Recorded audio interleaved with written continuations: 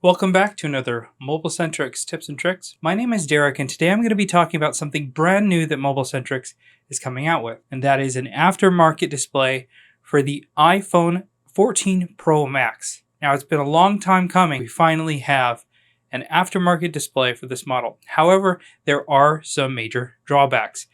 In this video, I'm going to go over them so that you can understand all the downsides so that there's no surprises. We are the first to get the screen, and come April, sure, our competitors will have it as well. One of the things that we're working on fixing, though, as I'm going to talk about in a second, is the thickness. So hopefully come April, we'll have a thinner option due to the technology of the IC that might also solve some of these other issues, but only time will tell. One of the things that definitely differentiates this aftermarket from the original is the thickness of the display. It's much thicker, and it's going to protrude out from the phone like an old aftermarket screen. Definitely not something that is desirable, but it's still an option.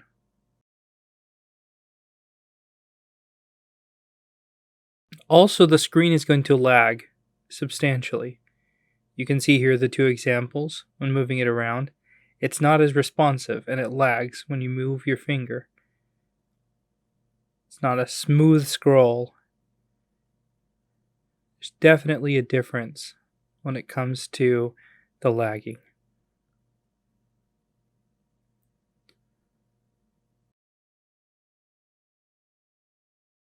And one of the major differences is it will not black out when you're on a call. It interrupts the function of the proximity sensor, and it won't shut off the screen, which means you might be hanging up on people on a call. It also doesn't have the tap to wake function, where you'll have to use the power button in order to get it to turn on. When on the lock screen, once on, it's always on, and you cannot tap to wake, but you have to hit the power button.